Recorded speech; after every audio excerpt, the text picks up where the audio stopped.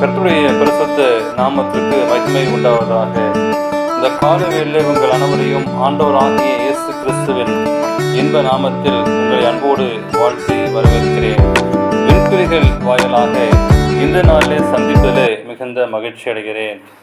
சங்கீதம் 22 வாசிக்கும் போது, அவர் பரிசுத்த ஸ்தலத்திலிருந்து உமக்கு ஒத்தாசை அனுப்பி சீயோனிலிருந்து உமது ஆதரிப்பாராக என்று சொல்லி நாம் வாசிக்கிறோம். இந்த நாளின் செய்தியின் தலைப்பானது நிறைவாக்கும் தேவன்.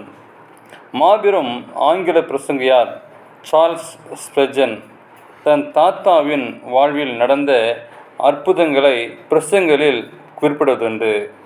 அவருடைய தாத்தாவின் பெயரும் ஸ்பெர்ஜன். அவரும் ஊழியக்காரர். அவருக்கு 10 குழந்தைகள் இருந்தார்கள். அக்காலத்தில் ஊழியர்களுக்கு ஊதியம் குறைவாக இருந்தபடியால் ஏழ்மையான சூழ்நிலையே வாழ்ந்து வந்தனர்.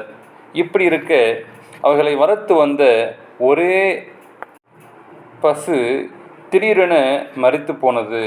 குடும்பத்தில் இருந்த குழந்தைகளுக்கு பால் இல்லாமல் போகவே அவர் மனைவி அவரிடம் இப்போது என்ன செய்ய போகிறோம் என்று கேட்டார். பெரியவர் சற்றும் தயங்காமல், என்ன செய்வதென்று எனக்கும் தெரியவில்லை, ஆனால் ஒன்று மட்டும் தெரிகிறது, குழந்தைகளுக்கு பால் வேண்டும், ஆனால் அதை தேவன் கொடுப்பார் என்றார். மறுநாள் காலை ஒரு மனிதன் வீட்டுக்கு வந்து 20 பவுண்ட் பணம் கொடுத்துவிட்டு சென்றார். பெரியவர் உடனே சென்று பால் கொடுக்கும் பசு ஒன்றை வாங்கி வந்தார். பின்புதான் இந்த பணம் எங்கிருந்து வந்தது என்று விசாரித்தார். சில நாட்களுக்கு முன் இங்கிலாந்தின் செல்வந்தர்கள் தாங்கள் சேர்த்து வைத்த பணத்தை பல ஊழியர்களுக்கு பிரித்து கொடுக்க கூடினர். பெரியவர் ஸ்பெர்ஜன் அவர்களில் முதலில் மறந்துவிட்ட போதிலும் கடைசியில் அவருடைய ஞாபகம் வந்தது. அவருக்கும் 20 பவுண்ட் கொடுக்க தீர்மானிக்கப்பட்டது.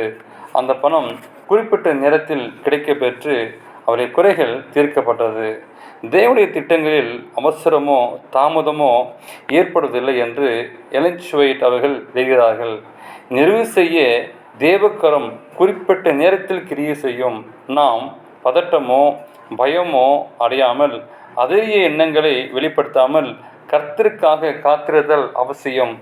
தேவன் அவருடைய திட்டத்தை தம்முடைய தேவைகளை சந்திக்கும் வரை தம்முடைய சிந்தனையை அவரிடத்தில் ஒப்புக் கொடுத்து அவரில் நிலைநாட்ட நீங்கள் நானும் கற்றுக்கொள்ள வேண்டும்.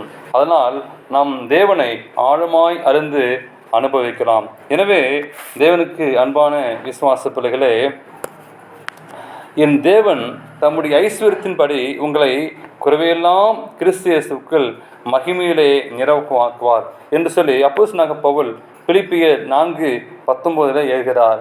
இந்த தெய்வீக கரம் ஒவ்வொரு நாளும் நம்மளோடு இருந்து நம்மை ஆசீர்வதிப்பதாக. நம்முடைய குறைவுகள் யாவும் நிவர்த்தி செய்யப்பட்டு பரிசுத்த தூதர்களின் உதவியோடு நாம் வாழ எல்லா வல்ல தேவன் உதவி செய்வாராக. ஆமேன்.